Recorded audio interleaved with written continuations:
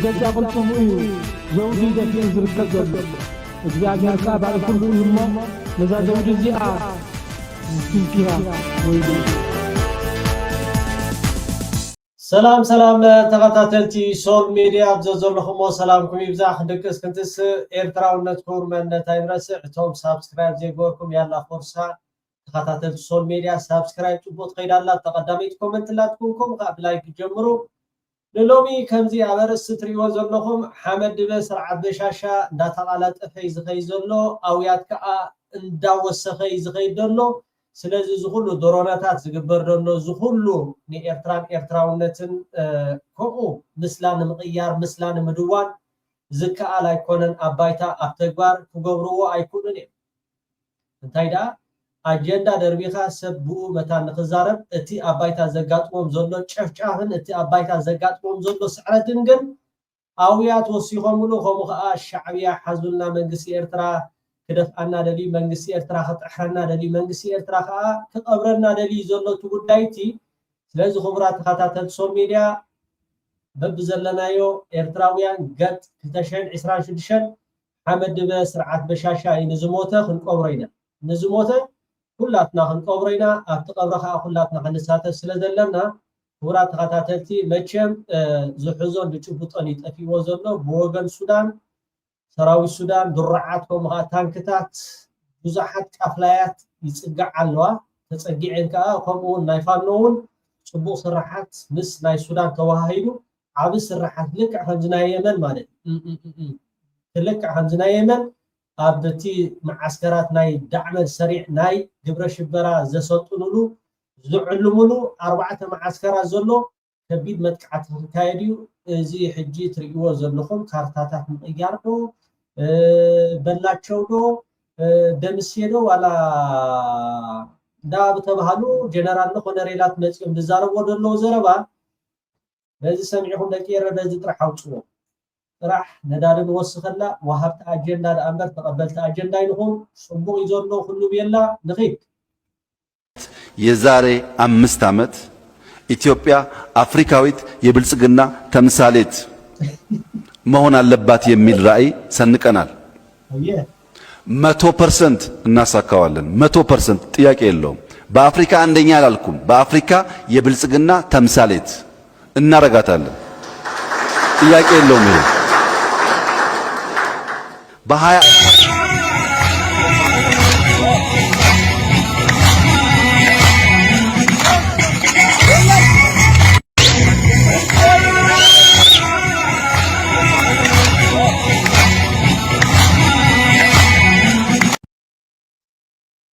وخمسة سمعوا تصنعهم خلت شحن 35 نقطة شحن 40 إثيوبيا خابتن قداموت عالم هاجرات كتكون يادو قال زبلالو زطوقال مالتو كل ጊዜ ጣውቃሊ ኃይል ይብሉ ጣውቃሊ ኃይል ስለዘይ ይብሉ ካብ ዓቅሊ ጽበዝ ዝተበገሰ ጽባሕ ከሐድርቢ አይ ከሐድርኒ እዛ ጉዳይ እዚኣ ከም ዝትሪእዎ ዘለኹም ቃፍላያትን ዱራዓትን ታንክታትን ናይ ሱዳን ናብ ዶባት ኢትዮጵያ በብዝሒ ይጽጉዕለው እቲ ምኽንያት ከዓ ነቲ ኣብ ኢትዮጵያ ድስልጥን ዘሎ ናይ ዳዕመት ሰሪዕኩም ከዓ ናይ ግብረ ሽበራ ካብ ዝተፈላለዩ ቦታታት ብመገዲ ኬንያ ኣቢሉ ናብ ዝተፈላለዩ ቦታታት ናብ በዓል እቶም ቀንዲ ኣብቲ ዞባ ሃንደስቲ ናይ ኩናት ወይ ከዓ ሃንደስቲ ናይ ጥፋት ኮይኖም ብሰርሑ ዘለው ከም በዓል አብይ አሕመድ ከም በዓል دعمل سريع زيتأخذ جزء لا تقارب إذا خيدنا نحنا خبير تراويان أبزو دايزي إذن أجرني يبلنا جننتا يبزو زلوا تم حبر ميدياتا بوزحون كسامعهم بوزح أويات راح إذنهم رتي توت وتيفكم ويكا زخون نجارات هم لا إذن أجاب زلكم إذنهم خطون كقو مزجات عميت أو عندنا نقرب التأويات بقولتنا هرقة سري بورتعنا حركات سري سرعات بعدنا فمغا سرعات الدعم سريع قبل شبرا لك حمزانا يمن كرماج صبو غيرو زلها يادلو ابزي صبو غيرو كلا هيو سلازخونو صبو غيرو كسادو رغيصوم نتعوتات كغانا صفو سلازخونو التعوت 150 اي طراطرني بزغاطام خنحبر نفتو كل غيزه ردو نغري بزخونه نغر ግን ኣብዚ ጉዳይ እዚ ስለምንታይ እዩ ኤርትራ ክትሃርበን ንደልያ ኤርትራ ክትቀብረን ንደልያ ኤርትራ ክትዘብጠን ንደልያ ኤርትራ ዝበሃል ነገራት ደሎ ንሕና ከም ኤርትራውያን ኣብዚ ሕጂ እዋን ሓይልና ዓቂምና ኩሉ ነገራትና ኣብ ፅቡቅ ቆመና رأيو السودان دارجا 4 عامات كده خينتنا أبقينات الله إثيوبياون 7 عامات أبقينات الله إيرتراجن أبتزانيا دلنا مع سيغان وقينات الدالون حردايلنا أو جزء سلام سلازم إحنا خم إيرتراويان عند حردا فتينكم هاي تفتوننيهم صرناهم صوركم مينات بوجرنا نحسياز بهالنجارات يدل مالك أبتزحوا بسكاجن أبزو بدايزي ولا حدا التسراويت ناي السودان بتي زلوا عقمتاتن حيلتاتن مسفانو توهايدو نتزغورو مدقعتي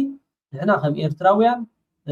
أبز محبراو ميديا دقفنا خمون زخونا نقرات تلون مايدي شاهدي قده كام قرب دحراي نمدلينا نسرعات بتسقلنا خطف زخل حيلي أبز عالم سلامنتاي نزب الحتو دحر سلفان تاي ترفا زبهال أزرار والو السو حليفكموس كل نقرات أبل علي إيرترا تاخد قبروا زي تقولوا كيدكم تواجيهم عقم سلا زي بلكم دا أمبر عقم هالليكم يردتهم قدم كينات كفيتكم لإيرتراوي مسد مغمان يركم المنا بانا من مساهم كن اتي بلوكوتات ويكات ختموصلو تقولوا بتقرا يكون بمحرا يكون كمون بالسودان يكون صبو غيرنا رقت أبيلنا يالنا حجي خا نزي قداي زي كله ኤርትራዊ ከዓስሎ ነዚ ዝካየድ ሓመድ ድበ ስርዓት ብልጽግና ናብ ኣፍ ሞት ዝኸይ ዘሎ ናብ ኣፍ ሞት ክንብል ከለና ከዓ በቃ ዋላ ኢንፊንገር ካሉ ዋላ ማኒ ሂብካዮ ክሓውዝ ዘይክእል ኮይኑ ይኸይድ ኣሎ በዚ ጋጣም ከዓ እንኳ ሓጉሰና ናይ ምክልኻ በዚ ኸይመፅእ በዚ ኸይነፍስ በዚ ኸይብል ኢልካ ተብል ፕሮኣክቲቭ ዝኾነ ኣተሓሓዛ ክህልወካ ንቕድሚት ክትከይድ ክትክእል ኣለካ ከይመፃካ ከሎ تزجبر متقعتات تزكايات سنة أمراوي يكون كله كينات انتاي كمسل خلصي هيجي حدش تمرت حدش أسكولان أطول مخنيات هلا سالا ناتاتهم سايكي بوزح نقرت مهرنا سالا ناتاتهم كفاءات كلهم بوزح تم يس نعنا من مهرنا مني لعل زهونا نقر حداينا عدلنا تاتينا خمي إرتراويان بتعمي إجزابيهر انت تقولتنا يولددي انت تهاجر برخت سلزهونا دي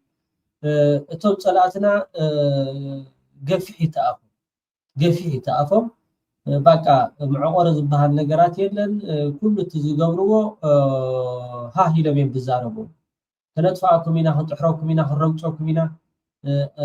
ይብሉ ማለት እዩ ንእንስሳ ከማንኮም ኢልካ ከጥፋኣካያ ከቐትለካ ክሓርደካ ትብሎን ኢኻ ንእንስሳ ኣብ ልዕሊና ግን እቲ ክገብርዎ ዝደሊ ሃሂሎም ስለ ዝዛረቡ نعنا صبوت تمرتي نعنا كم حدا ممهرة خلنا زغل نجري جي حدش تمرتي حدش أسكولان أطول مخنيات هلا سالا ناتاتهم سايكي بوزح نجرت مهرنا سالا ناتاتهم كفاءات كلهم بوزح مهرنا سلوغنا كما ساكا زغل المجمعات وين هاي سج مكاني مو كندي سئلك ملسا جبرا ودغنا عينة السرارها إذا حيلو ودادبا ناهي سفي حزب ودادبا خاونا وناي ملسيات ودادبا السلالفة إمامات انت أخذ تقبر ساعات معلتين دحر تفليتو زي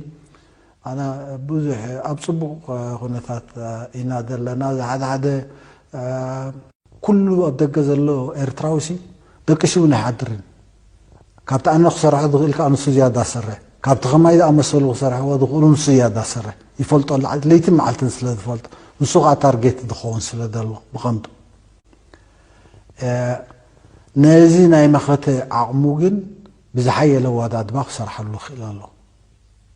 زحية له ودبك خلاله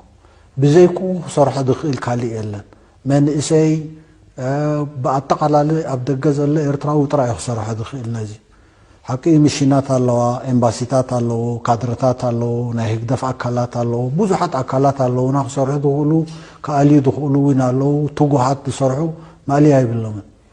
تهزبي بعتقل عليه كونا وها من إسيات جن زغينات زناتهم زغينات زي بمكتتالون بممكاتون بمسعرون ناتون كما يجرم يملشوا كما يجرم يمكتوا انت عينة أصوار مسارحيتات تقوموا كلهم جاءتهم أو وداد بأمكم ሓራይ ክቡራት ተኸታተልቲ ሶል ሚድያ ብዝኾዶ ዝማረኽ ደሎ እዚ ዕሱም ናይ ስርዓት ብዕልግና ሰራዊት ብጣዕሚ ሰራዊት እውን ክትብሎ ዝሕፍር እዩ ኣብ ልዕሊ ዝወርድ ደሎ ስዕረት እዚ ኢልካ ክትቆፅሮ ይትኽእል ኢኻ ካብቲ ዝሕጉ ዜና እውን ኣስዕብ ኣቢለ ከምፃልኩም እየ እቲ ሓይሊ ባሕሪ ዝበሃል ናይ ኢትዮጵያ ኣብ ፈቆዶ ዲጋታት ኣብ ፈቆዶ ማያት ኣብ ኢትዮጵያ ዘሎ ክለል ክብል ዝውዕል እቲ ብሽም ሓይሊ ባሕሪ ናይ ኢትዮጵያ ኣቢሉ ዘሎ ኣብ ልዕሊ ብዝወረደ ሓደጋ መጥቃዕቲ ፋኖ ድሕሪ ምፍፃሙ ክንደይ ሰባት ሞይቶም ከምኡውን እቲ ዝፈፀመ ኮር 102 ብጣዕሚ ኣዝዩ ዝነኣድ ስራሕ ኣብ ልዕሊ ሓይሊ ባሕሪ ናይ ኢትዮጵያ መጥቃዕቲ ድሕሪ ምኽፋቱ ብዙሓት ሞይቶም ከም ዘለዉ ዝሕበር ናብኡ ከብለኩም ደግሞ የምንዋጋው እኛ ብቻ አይደለንም። ትላንት የነበረውን ውጊያ አይታችኋል። ህዝቡ የሚዋጋው እምቢ የሚለው ለነጻነቱ ነው። የህልውና ትግል ስለሆነ ነው። የዘር ማጥፋት ስለሆነ ነው እየተፈጸመብን ያለው። በወለጋ በመተከል በሌሎች የሀገሪቱ ክፍል የምትፈጽሙት እነ ብርሃኑ ጁላ የሚፈጽሙት የጦር ወንጀል በአማራ ላይ የሚፈጽሙት የዘር ማጥፋት አልበቃ ብሎ እዚህ በሩ ድረስ እናንተን ይዘው በመምጣት ምንድነው እያደረጉ ያሉት? በዚህ በመታያቸው ንጹሃን ሴቶች አረጋውያን ወንድሞቻችን ላይ ነው ግፍ እየፈጸሙ ያሉት። ስለዚህ እናንተ ኢትዮጵያውያን ናችሁ፣ ወንድሞቻችን ናችሁ። ግን እኛ የነጻነት ትግል ስለሆነ ነው እየታገልን ያለን፣ እየተዋጋን ያለን። የዘር ማጥፋት ስለተከፈተብን ነው በአብይ አህመድ። ይሄንን ታውቃላችሁ ጠንቅቃችሁ። ስለዚህ አፋባ ቴዎድሮስ እንግዲህ 206ኛ ኮር 4ኛ ክፍለ ጦር ትላንት ባካሄደው ስቦ የማጥቃት የመደምሰስ እርምጃ ያው አብዛኛውን የወጣው ሬጅመንት ብታዩት አስክሬኑን እንኳን አልሰበሰበም አብይ አህመድ። የእናንተ ጓዶች ሲሰው ሲቆስሉ በህጉ መሰረት አስሮ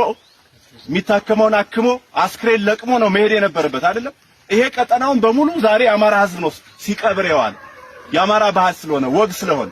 አማራው ነው እያለቀሰ ዝን እያወጣ ሲቀብራችሁ ያለ። አብዛኛውን አስክሬን ይሄ በሙሉ የእናንተ ጓዶች እዚሁ ቀርቷል። ስለዚህ እዛ ውስጥ ያሉ ጓዶቻችሁ እንዲወጡ ምከሩ። የአብይ አህመድ ሰራዊት ይሄንን እውነት ማወቅ አለበት። በዚህ አጋጣሚ ያው እንደሚታወቀው በተደጋጋሚ በዚህ በስናን አባጅሜ በስናን ቀጠና እነ አምሳለቃ ማክቤል ሌሎች ታላላቅ ወንድሞቻችን እዚህ ያለው ንብረት ከዚህ በፊት ደግሞ እነ ባዕል እዚኣቶም እዮም ዓሰብ ወዲ ዓሰብ ባሕሪ ወዲ ባሕሪ ክብሉ ዝውዕሉ ዘለዉ ግን እቲ ህዝቢ ኢትዮጵያ ንምድንጋር ህዝቢ ኢትዮጵያ ንምትዳል ከምኡ ከዓ ዕድሜኻ ንምንዋሕ ተዘይኮይኑ ወላ ሓደ እዚኣቶም ዓቕሚ ዘለዎም ኣይኮኑን ዋላ ብቕዓት ዘለዎም እውን ኣይኮኑን ብዝኸድዎ ይማረኹ ብዝኸድዎ ከዓ እቶም መርሕቶም ከዓ እቶም ሰበስልጣን መብዛሕትኦም ምርኮኛታት ስለ ዝኾኑ ናይ ምምራኽ ተኽእሎ ብጣዕሚ ልዑል እዩ እቲ ናይ ምምራኽ ክእለቶም ብጣዕሚ ንፉዓት እዮም ኢዶም ሓፍማ ምባል ከምዚ ትሪእዎ ዘለኹም ማለት እዩ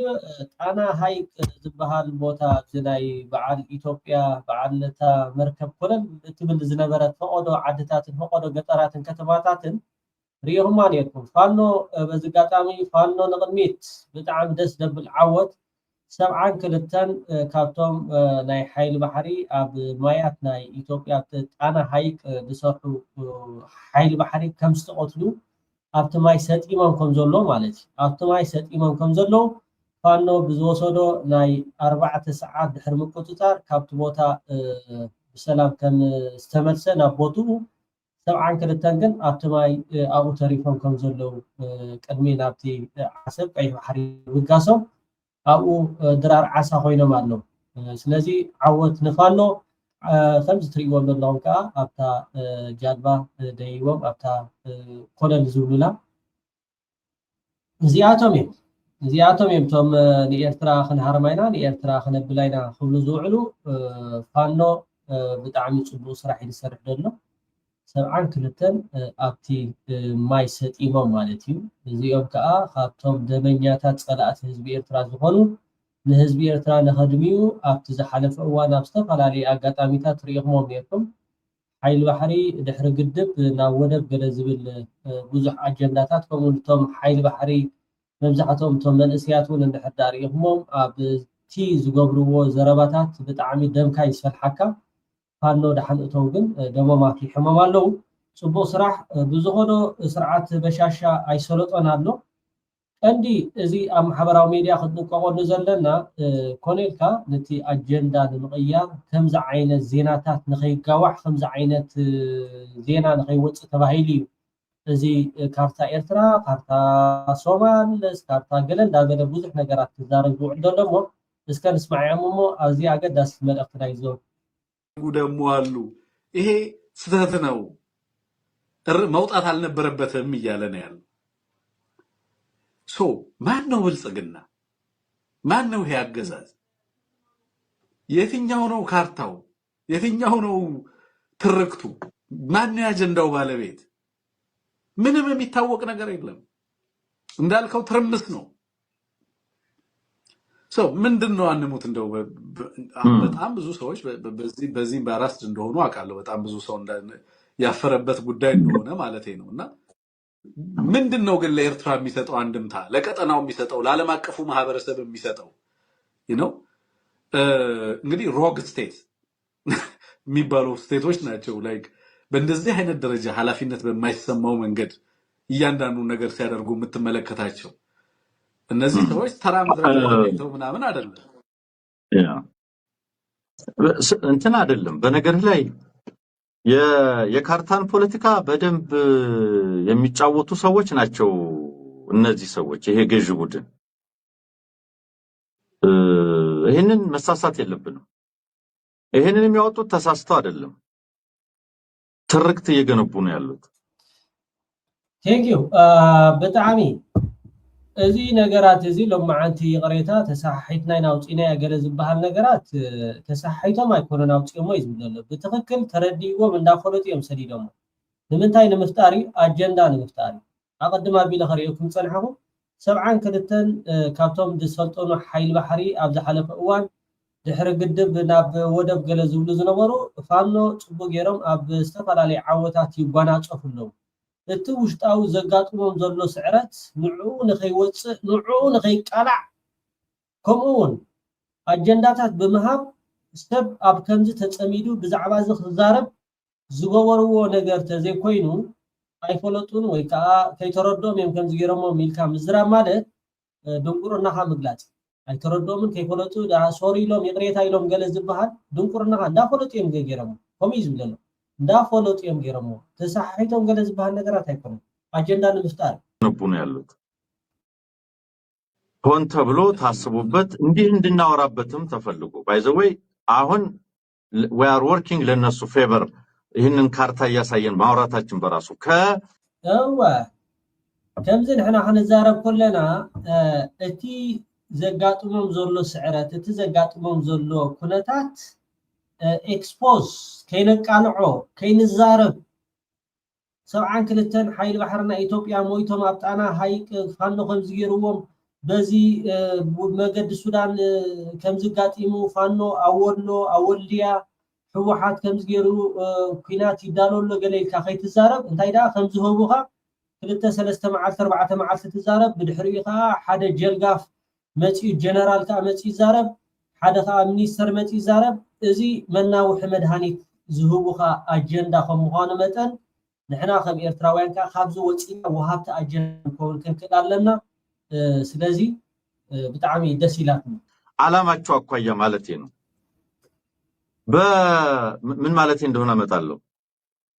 በካርታ ፖለቲካቸው ካየው ቀጠናውን ያካለለ ካርታ ሲወጣ አሁን የመጀመሪያ አይደለም ይሄ ምናልባት ሶስተኛ ወይም አራተኛ ነው ሀርጌሳንም የጨመረ ጅቡቲንም የጠቀለለ አንዳንዴ እንደዚሁ ሐሰብን ያዘ በተደጋጋሚ ወጥቶ ያውቃል ብዙ ጊዜ መነጋገሪያ ሆኖ የሚያውቃል እንደምታውቀው ስለዚህ የካርታ ጉዳይ ይሄንን ናሬቲቭ ዝም ብሎ አይደለም ያመጡት ያሉት ሰው ጭንቅላት ላይ እንዲሳል የሚፈልግ ነገር ስላለ ነው የሚያደርጉት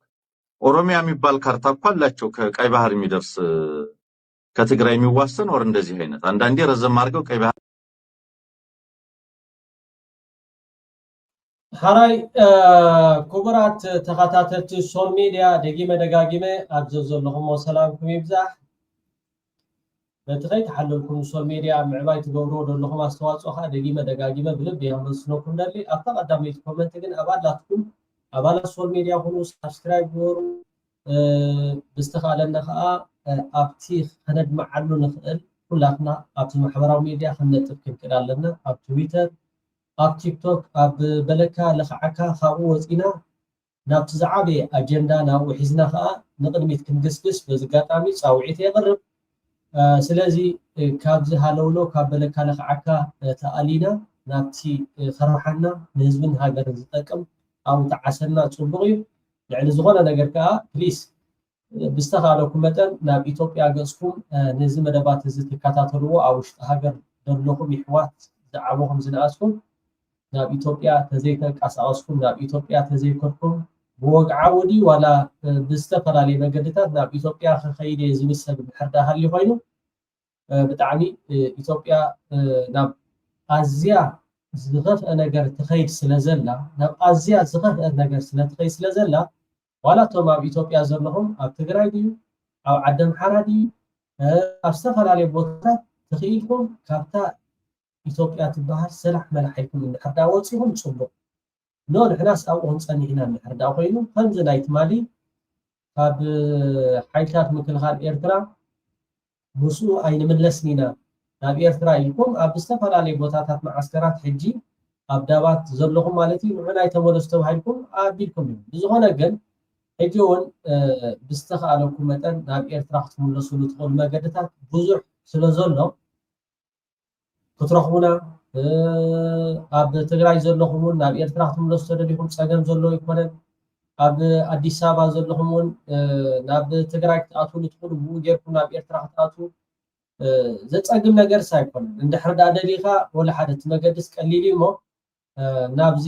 ተደፋእና ፅቡቅ ይብል ማለት እዩ ካብ ውሽጢ ኤርትራ ግን ናብ ኢትዮጵያ ከይደ ኢሉ ዝሓስብ እንድሕር ዳ ሃልዩ ኮይኑ ሂወቱ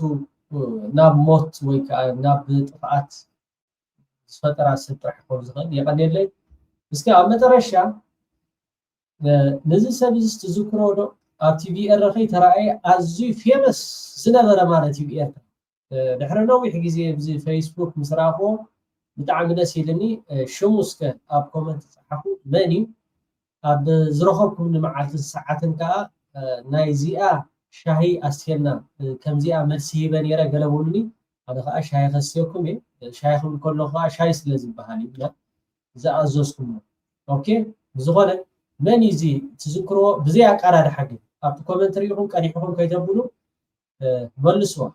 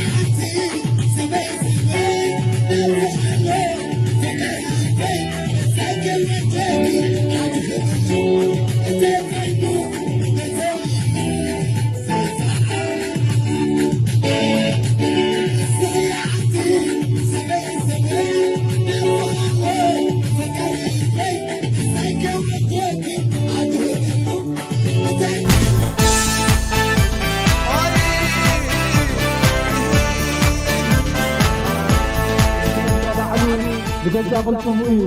زوجي دفين زركب እግዚአብሔር ቃል ባለ ሁሉ ይሞ ለዛ ዘውጅ እዚኣ ትንኪራ ወይ